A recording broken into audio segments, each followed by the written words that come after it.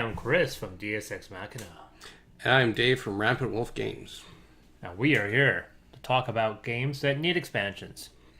Top Five of them. Five. Only five. Not four. Not three. But five. Not two, not three, not six, but seven, but five. Not 10. 10 is long. This one was a difficult one because every freaking game there's certain games I have that are self-enclosed. Like and almost every game I have has, like I said, the top 5 games that need to stop expansions. I was culling titles off the bat because there are titles out there that have like 2 expansions, like Terraforming Mars. Sounds like 2 or 3 expansions. Some of them are actually really good. I go, yeah, except that all of them are pushing this really disturbing. Was it on your? It was on my list. It got cut at the last moment of games that need to stop. Yeah, it's a good idea, but every expansion is them going double down, not on their science, but on their economy and their business and their free market capitalism philosophy, and it's starting to really bother me. Yep. Because people are getting Terraforming Mars because they think it's a science game, and it's not. It's a free market capitalism game, and I'm starting to get really annoyed at it. But anyway, these are games that need expansions. Yes. And I will guarantee you we don't have a single sharing, because I don't think you own 3 of these games. Probably not. Okay, so that's top 5. So mine 5 is Grimslingers, which is a game I know you don't own. And this is going to be strange because Grimslingers is up to their 4th edition now. So it's not really expansion. They just keep on re-releasing effectively the core rules. And they tweak it. The last set was Northern Expansion. Northern Expansion is the first one that requires the base game. So you need the 3rd edition, but included in there is the 4th edition set of rules. And in the 4th edition, every time they come out with a new version of Grimslingers, they tweak it. They tweak the core rules. Most games, when they come out with expansions, don't change the basic structure. They add rules to it, but they don't say, look, that rule is not very good, we're changing it. They've changed Grimslingers so much that there's actually a couple rules on the cards that the game tells you to ignore. Like there's something called dueling. If you have this little robot character that buzzes around with you, and then that robot character, you can flip it around and it turns red and starts doing this little thing, and it's all freaky, and you get 3 bonuses. You actually supposed to get 4 bonuses, but the 4th one you ignore now because it doesn't. Every time they come out with expansion, the designer is increasing the complexity and the details of the cooperative game, which is the much better version, despite the fact that it was made as an afterthought to the basic rock, paper, scissors core game, which is really not very good, and they haven't really tweaked that system to be any better. But every expansion has tried to tweak and improve the cooperative game. And so the reason why I say he needs an expansion is that every single time he makes a new version, he reboots his rules, and he makes it better. So if you keep on doing this, eventually you'll make a good game. Because the artwork in that game is phenomenal. It was one of the best looking card games I've seen. I like the premise. The setting is good. The writing is solid. I like the way the campaign is now starting to work. Yep. The new campaign system, which with actual branching story points within this box, that's like people have called it. It's like it gives you a lot of the same touches that a complex, much larger game will do, and it does it in a box this big. And so I'm thinking one more expansion and you'll get it. One more expansion, I'm sure you'll fix it and make the game 100% playable. Because like the last version, it's almost perfect, but the monsters don't really work out. The monsters don't work out very well. So you have one more expansion to get it right.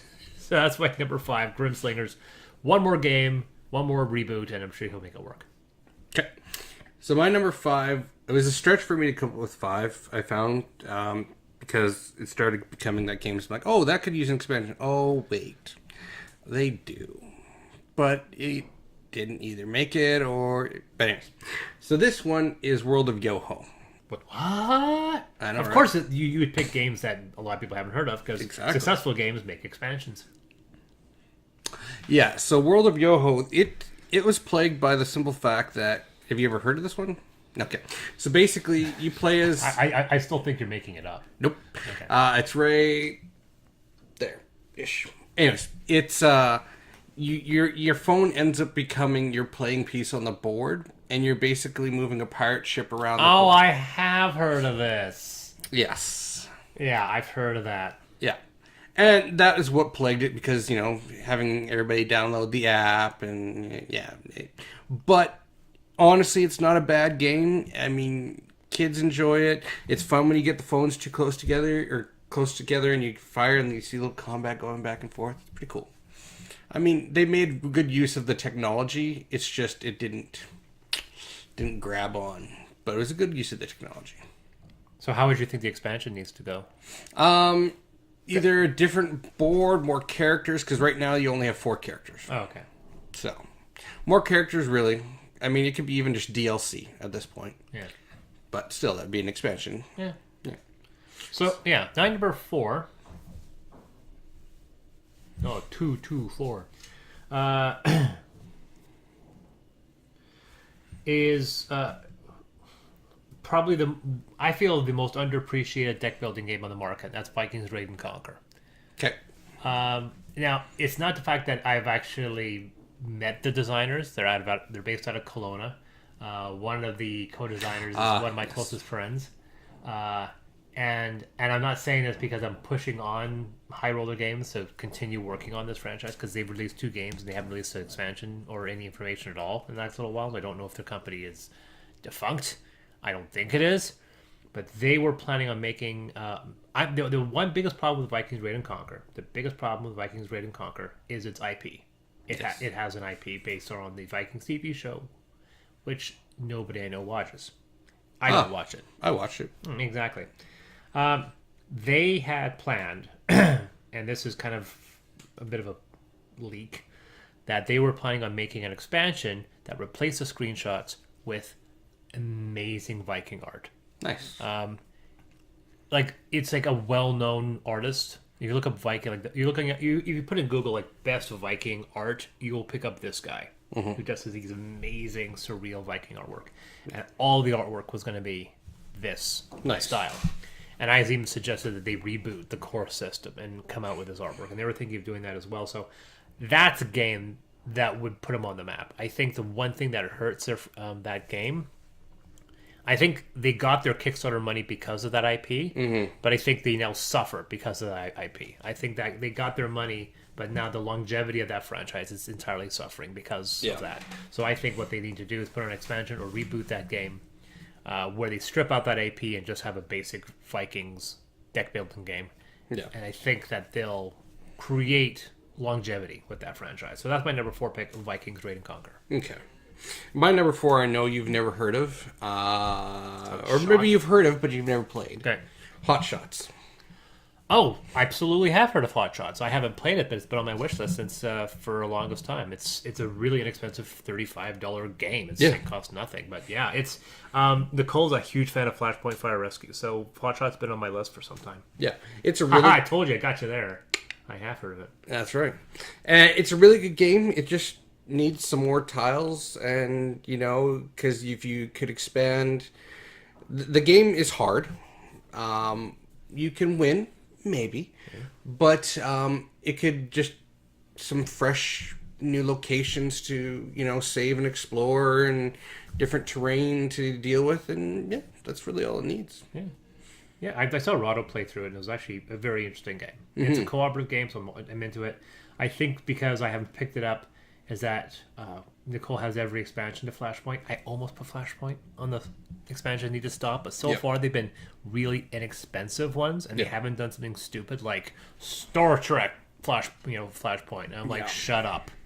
I'll buy it, but shut up. Yeah, exactly. But as long as it's not the new Star Trek. If they did like Spaceship on Fire or just like sci-fi or horror versions of Flashpoint Fire Rescue, it would be hard for me not to try to buy that. But it's kind of sort of what The Captain is Dead is. Kind of. Yeah, but Flashpoint. But I own that. So with Flashpoint, yeah. So anyway, we're on to number 3. Number 3. Mine is a strange pick. This goes into the trend now, and that's into the idea that I wish certain games that were sci-fi doubled down on sci-fi. And that's why I didn't put Terraforming Mars, because we see where they're going with it. So I put Kepler 3042. And Kepler 3042 is kind of, if we make a list near the end of the year, we talk about our best games that have come out 2018, that'll be on it. If we talk about games that are most underappreciated, that'll be on it. Spoiler. Kepler 3042 is an astoundingly balls deep science fiction game. It doesn't secretly insert a political or economic element. It deals with the love of space travel. It channels that love of Carl Sagan and Arthur C. Clarke. Its only issue is that it's completely competitive because it's a point-based game. So but I love the fact that if you achieve level 4 of this technology, we all get to advance at least up to a certain level because we are inherently sharing. Yeah. There's it forced cooperation on you. Yeah. So Kepler 3042, made by an Italian company, is actually a really good game. It plays on the engine model similar to Scythe. It's arguably a lot lower budgeted, but I really enjoy it. Moving these stupid little meeples around, and I get to explore the star and look at the planet, and I get to colonize the planet. An expansion for that one, I would love for them to, I wouldn't say add complexity. I would love game variations. I think a cooperative version of that one would be neat. Or ones that you get to build the ships that go off. Yeah. Things that add little things. Not go crazy, not 3 or 4, just 1 or 2, maybe a cooperative one, and one where you get to build the colonies and the ships on separate. Yeah. I think that would be neat. So that's my number 3 pick, Kepler 3042. Okay, so my number 3 is going to be Star Trek Panic. Now, the reason I say that one, I want some expansions for it, is because it could just use a little bit more... Make more missions and stuff? Make some more missions and maybe some more enemies to fight, but not say the rules were take out all the ones and put all these 3s in type kind of thing. Yeah, because the trend from the people who do Panic is simply make it way more difficult, because the game's pretty hard as it is. Yeah. So that's mine. Star Trek Panic. I think it needs some more expansions. Saucer had blown up when NASA was on fire. But I did destroy half the Klingon fleet, apparently.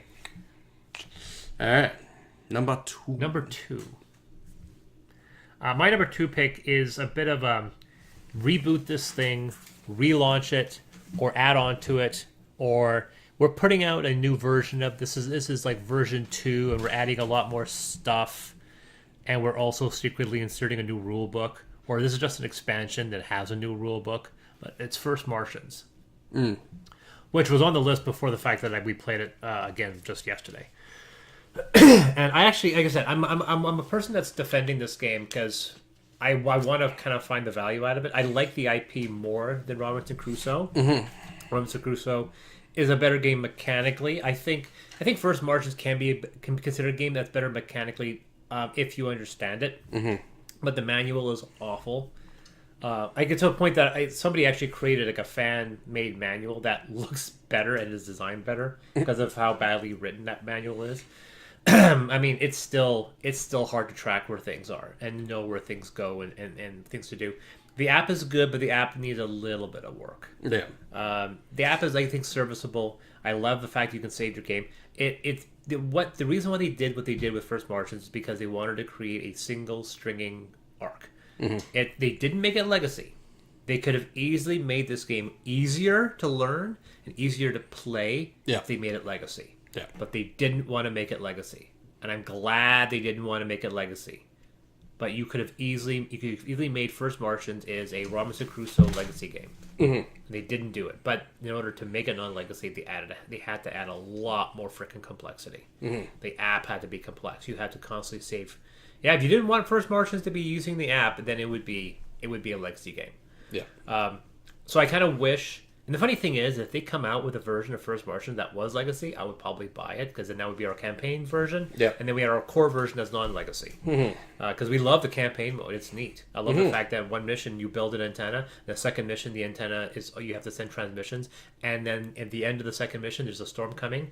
that cuts your game short, and then the third one is the storm. It's a continuing story arc, and then there's 2 campaigns in the game, so there's like 10 missions in there. Yeah. And it was made out of work of love, and I think that he shouldn't abandon that franchise, even though it looks like he is. So that's my number 2 choice, First Martians. Okay. My number 2 is one that I've told you about before, and is unfortunately a Hasbro nightmare. Battleship Galaxies. Oh, yeah. This one was a really good implementation of the original Battleship mechanic, but better. That's going to be on your top 5 rebooted ones, isn't it? It could be. And they had plans to have like more expansions for it, but then Hasbro, in their infinite wisdom, killed it. And if you actually go online, there is huge like cult following of people doing homebrew stuff for expansions and new ships 3D printed, etc. And it's just Hasbro is ironically one that seems to kick off stuff that if it doesn't make all the money in the world, they kind of punt it. Yeah. Which is they're almost like a AAA game company. Unless you're selling 5 million copies, we don't want to waste our time with you. And like, if it makes money, you should just make it.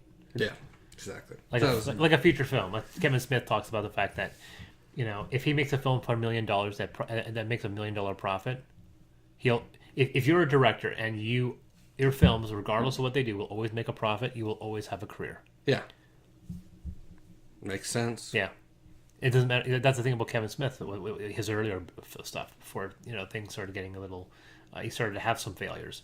But he was always working with Miramax, and he always got work with Miramax because he always would make a film that would make money. Yeah. Not a lot of money, but they don't need to make all the money, just some money. Exactly. But with AAA games and unfortunately with some big companies, that unless you're making all the money, we're not going to fund your project. Yeah, exactly. So anyway, that was your number 2. All right, Number one. Cut the flames. All right, let's try again. Always with the paper. I think, have I won every one so far? You have. I'm good at this. It's a psychological game. He always picks paper. That's the rule. Anyway, number 1 is a game I actually like. It's another one by Portal, and I haven't played it nearly enough. I like the idea, and they have come out with a couple basic expansions. I think they come out with 1, and I really want to see them explore. I was almost quoting the cowbell skit. You can really explore the space with that cowbell. And that was Alien Artifacts. Yeah. Oh, I have heard of that one, actually. Yeah, it is a 4X game that uses cards. It's a card-based 4X game. So instead of seeing this massive map, you have your faction, and then the planets and ships you colonize, explore, expand outward from it. And then there are communal artifacts that we can all fight for. We could also potentially attack each other if we so desire. I want to see them explore that space. I like that idea. I think it's neat. I think they should play on. And once again, I don't want their expansions. This is our rule to these guys. I don't want the expansions to just be more of the same. Explore that space. If it's an alien artifact, create a situation where there's a giant space wreck. That's the objective of the game. Or suddenly it's a cooperative version where we're all now fighting against some kind of alien invasion. Play with that space, because I think there's I think it's a neat idea. It's novel, taking a gigantic 4X environment like Twilight Imperium and boiling it down to a small box card game. I think it's really good. The production quality is really good. So I want to see them explore that space, ironically, or coincidentally enough, of Alien Artifacts. That's my number 1 pick. Okay. My number 1 pick is I know if there's anybody who actually is gonna comment on this video, they're gonna say, well, you're wrong. Is The Captain Is Dead. Oh, now, yeah. The reason why I say expansions is because when this game originally hit Kickstarter, Are there expansions for it? Right? And that's the key. So the Kickstarter came out and it had expansions planned. One was that so it takes place after the first one, which was you've got away from the aliens, but now you're adrift floating through an asteroid field, so that becomes what you're trying to deal with. And then you get through the asteroid field and you get caught by the aliens, and now you get thrown in jail and you're trying to escape the aliens. Well, the Kickstarter had some issues post Kickstarter, was bought out by AEG, who released it, but is now releasing each expansion as a standalone without needing the rest of the games. Oh. And that to me is just kind of like, I mean, I'm going to buy them because I really like it, but that frustrates me because it's just like, why? Why would you do that? Why not just make them expansions with other episodes, not just, you know, keep what the vision was, not just. So you're saying that they need to stop their expansions and do the expansions the way you want. Correct. Yes. Oh, yeah. Because what I want is important as the consumer. Exactly. Yes. That's what matters. That's the most important thing. Okay, so my top 5 list to run down. Number 5 is Grimslingers. One more, and you'll get it right. Vikings Raid and Conquer, swap out your artwork. 3, Kepler. I want more science-based games. 2, First Martians. If you reboot it or expand it, you can fix it. And 1, Alien Artifacts. I think there's a lot of potential in that franchise. You just need to work it. Cool. My number 5 is World of Yoho. Let's get some more characters in there. Number 4 is Hot Shots. Give us some more locations, better terrain. Not better, just more. Is Hot Shots region specific? Like, is it set in an actual? No. Well, there's certain configurations that they say are certain parks and stuff, but no. Yeah, yeah, okay. It'd be neat if they had like the Yosemite pack. Yeah, yeah. That I'd buy easy, or you know the Fort McMurray pack. Ooh. That's a perfectly valid thing. Yeah. The BC edition. BC edition, yeah. It's like here's 150 tiles. Star Trek Panic, just a little bit more, some more missions, you know. Battleship Galaxies, I just want more that was promised Hasbro. And the Captain is Dead. Stop making the expansions standalone, just make them expansions. Nothing is more infuriating. All right, this has been Chris. And this has been Dave. And remember, the rules are just a suggestion.